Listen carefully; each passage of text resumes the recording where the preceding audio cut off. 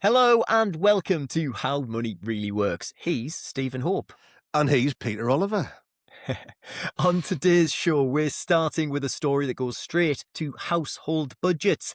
That's as shop prices in the UK rise, well, at their fastest pace in almost 2 years. Then we're looking at the UK's relationship with China and what Keir Starmer's visit to Beijing could mean for business, markets and long-term confidence. Terrible. You're not getting a load of those through this show, I promise you. One. Anyway, that's it, one and done. And with the tax year ended and the self-assessment deadline just days away, we'll walk you through what you should know now, whether you're already filed, you're still getting things over the line, or you just want to do better next year. But before we get into all that, an important note. Yeah, nothing you hear in this show is financial advice. This is financial education only, and you should always seek professional advice before making decisions about your own money.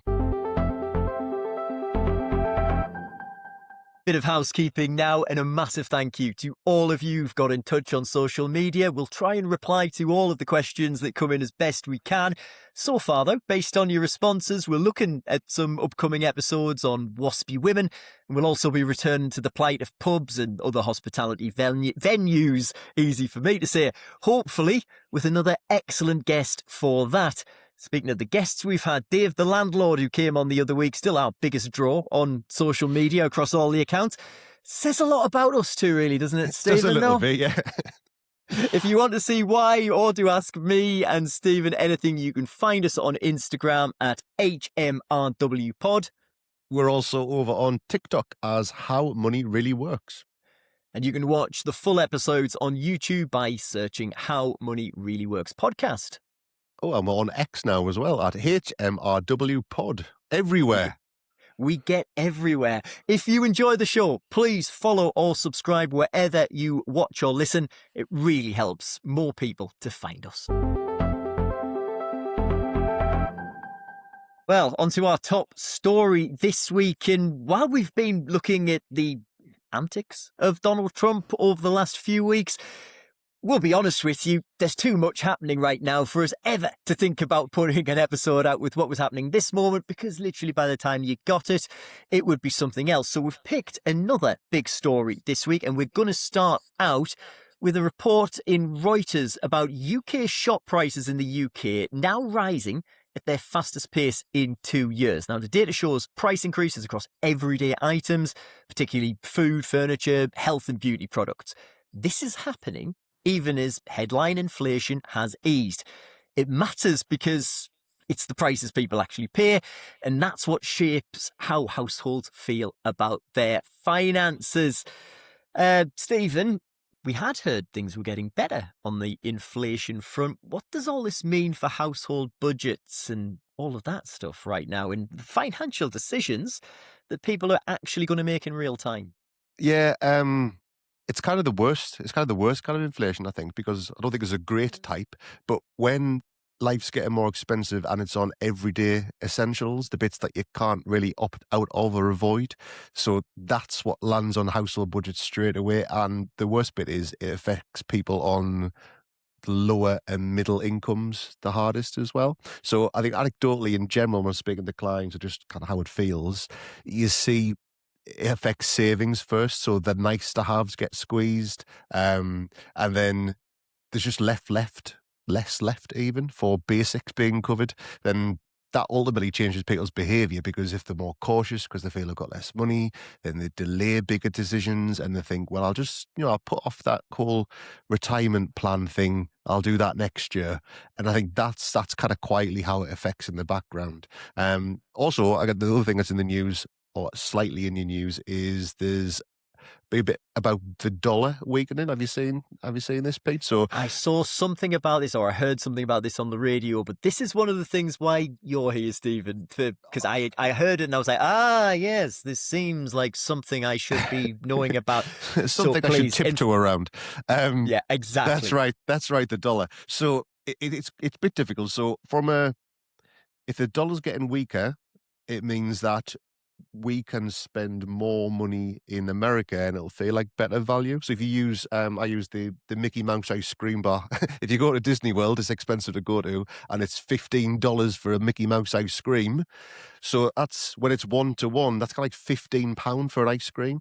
Now, the idea, if the dollar's weakening, is it means that we can buy more stuff for the price of a dollar. Now, because we import things from America, it actually means that stuff from America over to here ends up being cheaper, but it takes a while. It takes a while to feed through. So there's an awful lot of a disconnect going on here. On the one hand, these figures say that inflation is up, but then on the other, it's having an effect where you could potentially import some things from America a little bit cheaper.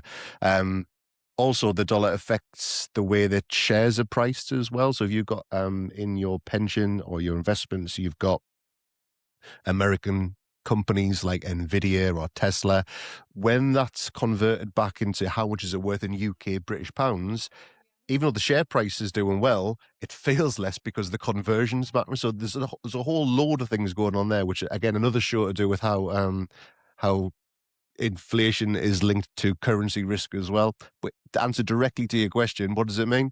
It means life's not getting cheaper, it's getting more expensive. And the worst bit is it's for people on the lower incomes who get affected the most because they can't decide to have less food or pay less for gas or electricity. That's where it gets felt. From your side though, Pete, why does that make a difference? Or does it make a difference politically, even if inflation is supposed to be coming down? How does that kind of feed into what Keir Starmer's doing about cost of living? What's he thinking?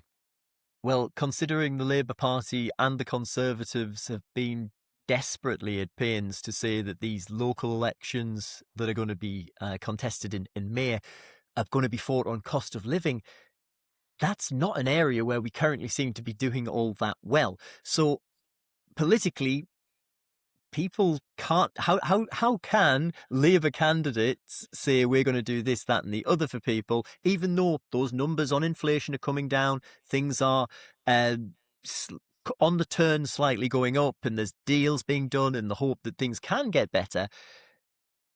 The lived reality for those voters that they're going to be campaigning to is exactly what you said. Everything's more expensive. It's, and it's everything you need. It's, you're talking about, well, household foods, food budget, furniture, every single thing that people would have in their homes is getting more expensive. And also the services that we're using are getting increasingly expensive. Now, there are some quite troubling stats out there on the inflation in the service industry.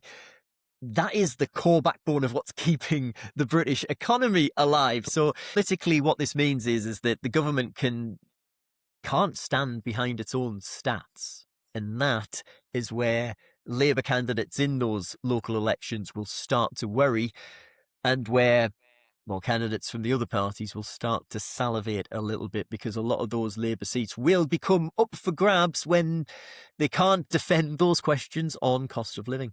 What's our favourite thing? Perception is reality, right? So they're talking about an extra £150 off their gas electricity bills. That will happen at some point in the next year. Divide that by 12 months in the year, it's kind of a drop in the ocean, right? So yeah, I can see why that would be difficult to sell for people to say things are on the turn, things are getting better, but they don't really feel that way on the street.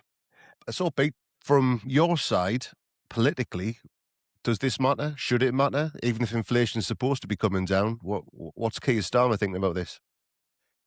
Keir Starmer will be worried about it, but in the immediate future, it will be those Labour candidates and the campaigners who are going out onto the streets of Britain right now, trying to convince people in those key local elections to vote for the Labour Party. And they're going to be able to put forward official stats that will show that inflation is coming down. And everybody they say that to is going to go, but in that case, why is everything more expensive? And there isn't an answer to that, really, but apart from because inflation has come down, but not really hit where it's supposed to hit you. That's not something you're getting across It's a on hard the sell. doorstep. It's a very hard sell. And the fact is what you said, the cost of living crisis is impacting lower earners and lower middle earners. And that is where the Labour Party draws the vast rump of its support from. And I think it's common knowledge now they're probably in for a few shocks in these upcoming elections.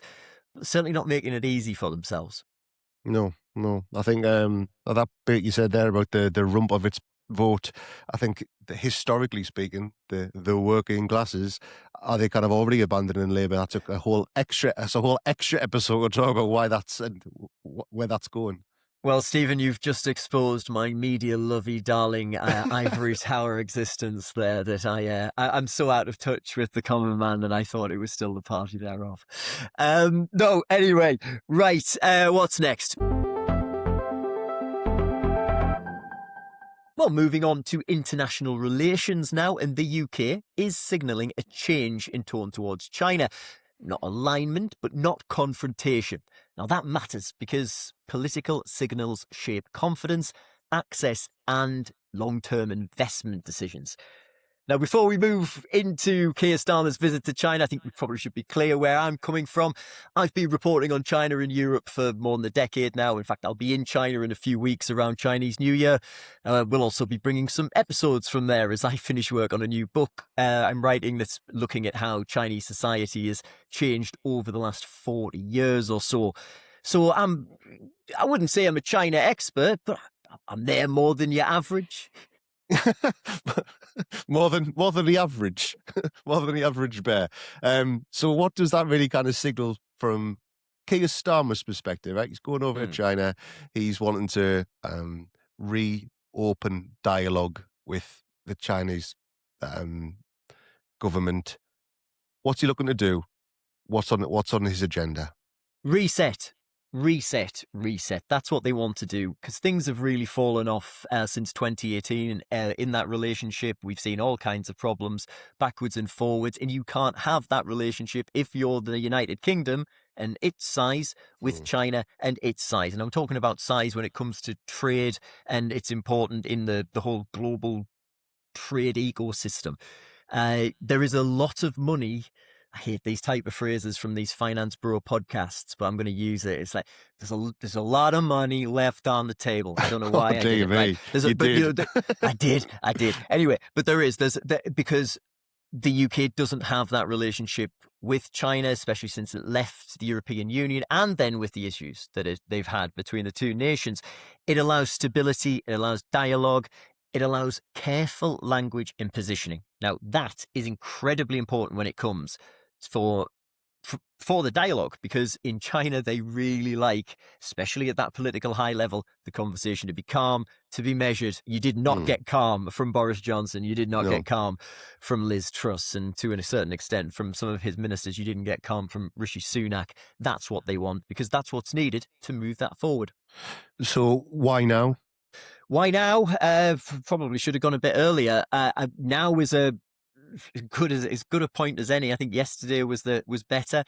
The UK growth pressure that it's facing, it's because the trade that you can do with China will do massive things for your GDP. I've worked extensively in Germany, and for I think out of the last 9 or 10 years, China has been Germany's number one trading partner across the world, bar none. That is heavily slanted to Chinese products coming into Germany, but it's also enough going the other way to make sure that, well, Germany is the economic powerhouse still, even through all of its problems. And it goes even further when you think, I was speaking to Ola Kalinius, the CEO of Mercedes, not so long ago. We were doing this interview about the situation now, but he was telling me that back in the financial crisis, the only reason that Mercedes survived, that Mercedes-Benz would have gone out of business if it hadn't been for the Chinese middle classes taking a shine to the S-Class. Right. Okay. They sold enough of that model in China to be able to weather the storm to save Mercedes-Benz and not have to go through an embarrassing, we're going to have to close a factory, or we're going to have to do something like that. So that's the type of business we're talking about. So when you're saying, why is he gone now? It's like, why didn't he go yesterday? What we cannot afford to do is anything that some of the more I'm going to say it, lunatic fringe of British politics, Conservative Party and Reform, and actually on this one, not so much Reform, but Conservative Party. My word, I'm looking at you. The lunatic fringe of British politics who would be positioning themselves to completely withdraw the relationship from China in some cases. That isn't realistic. So it sounds like he has to handle it pretty carefully, right? So we're reading news, so I'm reading news stories about this super embassy and secret rooms, that's all that type of carry on. On the one hand, he's got to have these relationships in the reset, but back home, how that gets put across in the press has got to be handled really delicately. It shouldn't have to be. It wouldn't seem like it has to be, but it really, really does. And that's the nature of the beast of UK politics. You have very selective stories at times that will come out, absolutely ignoring treaties that the UK has signed to establish the relationship with China. You also have issues where the likes of Patton, who will come out, who was the last governor of Hong Kong, of course, and when he speaks, he very rarely mentions why Hong Kong had to be returned, and that's a big issue in the relationship, or it has been an issue in the relationship. I wouldn't say at the highest political level, I'm just talking societal right now, and it's one of those relationships whereby Britain tends to remember nothing about what happened historically, whereas China and those countries where those things happened, they remember everything. They do. And you know, the whole idea of the century of humiliation, starting with the Opium Wars, that is something people know and people understand. And we don't really do that in the West, and certainly not in the UK. So there are issues over our perception of how we think we are and how we think China is. So there will be political sensitivities. Do you honestly think, though, that that embassy would have been given the go-ahead if the security services in the UK had any major doubts? I can tell you for a fact, no. There is something that has to be considered when you do look at a lot of these stories, that there is agenda behind quite a lot of it. It's not to say that there aren't legitimate issues on both sides between that relationship. What this meeting is about, though, first and foremost, if you look at technological advancement, and if you look at just the way that they can scale industry, that's who you need to be aligned with, whatever the political stripe of your party. One area where the UK has been a bit left behind its European partners is when it comes to visa-free travel to China. From last year, almost 50 countries have visa-free travel to China. That's for tourism, but also for business trips of up to 30 days. So these visas, right? So they're important politically because Again, it's all about signaling to the other side to say, look, I'll allow your citizens to come here visa free. We're not going to ask it to be reciprocated. We're not going to say that Chinese citizens can come and visit the United Kingdom visa free, because obviously that would cause huge issues with the people who Keir Starmer is trying to tiptoe around.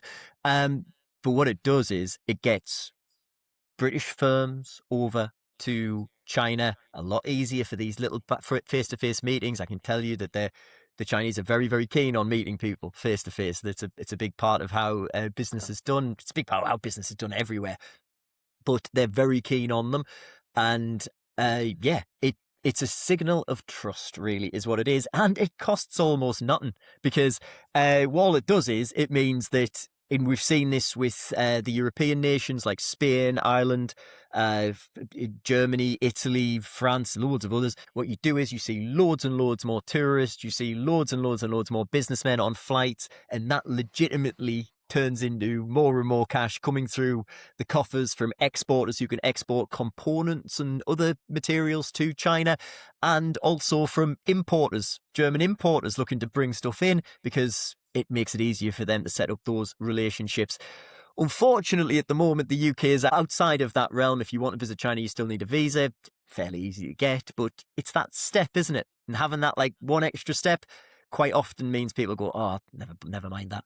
Is there any way that travelling visa-free matters economically? Is there anything that you can think of from your side? People could say, well, I want to take me retirement and travel around China, maybe. I think maybe what you said removes friction. So listen to what you said there about what happened in Germany and their kind of SME business sector.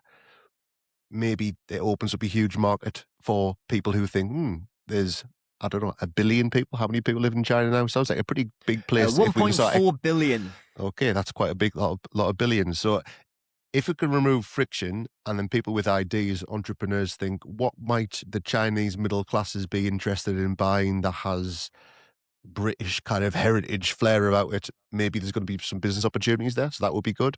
And if visa access makes the first few visits much easier and it lowers the bar to going out and having that first meeting or seeing that factory, maybe testing out whether something's going to be viable or not, that matters to businesses. If it feels easier, you might just pop out there and see what there is and what ideas come to mind. Other than that, I think you were telling me that the visa-free access in Germany's made a big deal. Why can't we do something similar here? So sounds like a positive. I can't think of a negative from my side.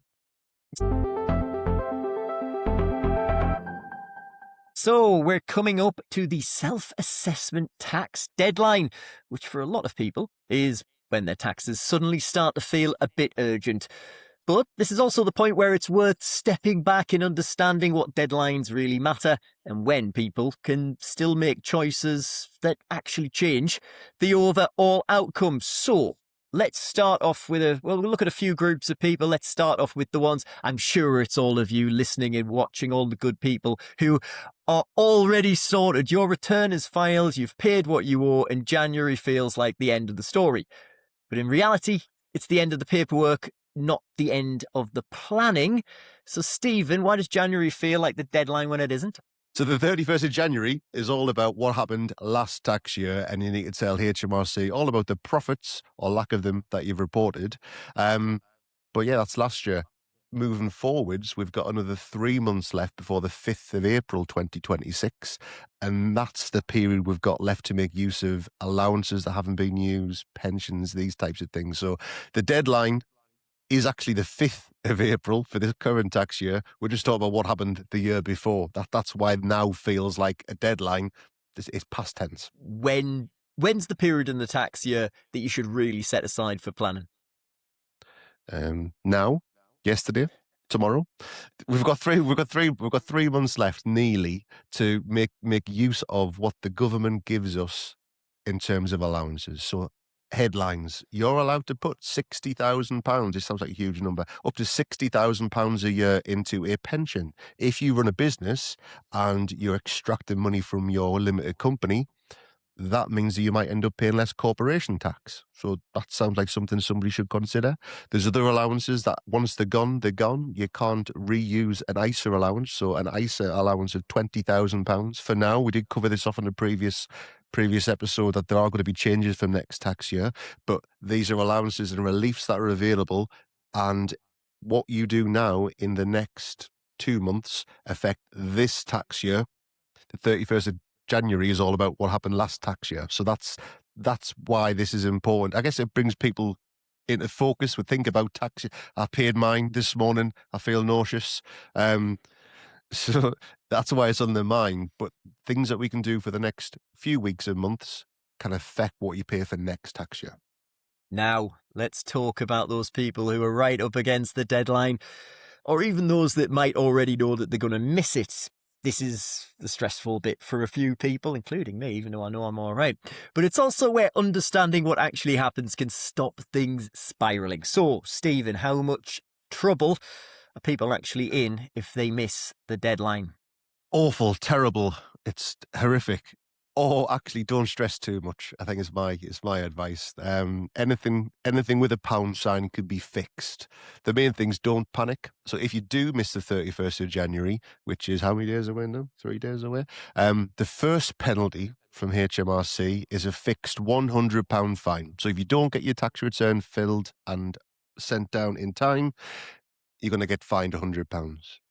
And then, if you still haven't done it after 3 months, there's a daily fine of £10 a day. So these things start racking up. So my advice is, if you haven't done it, well, you haven't done it. If you're not going to get it done in time, don't freak out too much. I think you need to start reaching out to an accountant, because if you have an accountant, they've probably been chasing you. If you try to do this by yourself, that's probably one of the reasons why you've ended up thinking, I'll just put my head in the sand. So how much trouble are people in? Not a huge amount straight away, but if you do keep burying your head in the sand, it does start racking up, and then it's an interest rate penalty. So let's not think about waiting 6 months. If you're 6 days over, it's not the end of the world, but you do need to start thinking about these things. There is help and assistance out there as well, isn't there, for those who might think that pressure of the bills mounting up, the deadline looming. It's not about burying your head in the sand, as you said, right? There's what should somebody do if they're listening to this and they think, do you know what, that Stephen lad on the wireless sounds nice. I probably should listen to him. So go on, reach out to them and say, what should somebody do right now if they're late or about to be? So the first thing is to act and just acknowledge there might be a problem. So you can reach out to HMRC and ask for payment plans. So they will, if you ask and speak and just are open and honest, they're not going to shout at you. They are going to work with you.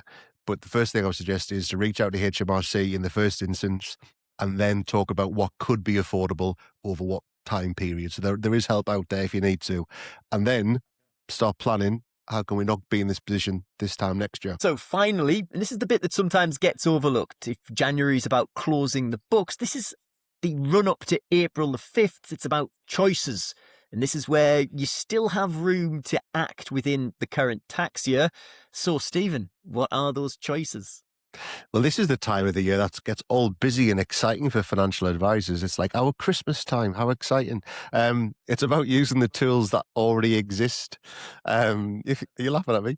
So you've got, I think I mentioned earlier, so you have your pension allowance, you've got your ISA allowance, and all of these things reset going into the 6th of April. So it's the small decisions can make a really big impact, especially when it comes to income tax planning. What I'd look at is where you are from a cash perspective, especially if you run your own business. So if you've got cash and it's building up to the 5th of April, this will be a pretty good time to start looking at cash flow modeling to see how much of this is needed in the short term moving into next year, because there are opportunities there to say, could I commit some of that money to financial planning, which might enable me to pay less income tax than I ordinarily would have done had I not made a contribution to a pension? So the main things that I get involved with clients at the moment now are, what allowances have you got left, understanding what they are, have you made use of them?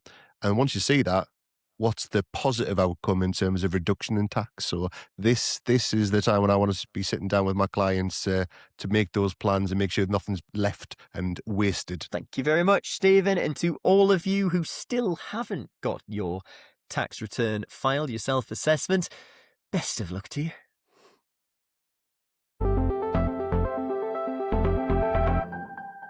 So that's our show. If you've enjoyed anything that we've done, if you want to get in touch with us, if you want to ask us any questions, suggest any future episodes that we can look at, then, well, please get in touch with us. You can find us on Instagram at HMRWpod. We're on TikTok at How Money Really Works. And on YouTube, you've just got to search How Money Really Works podcast. And we're on X now as well, HMRW Pod. Thank you very much for listening, everybody. Thank you very much. See you soon.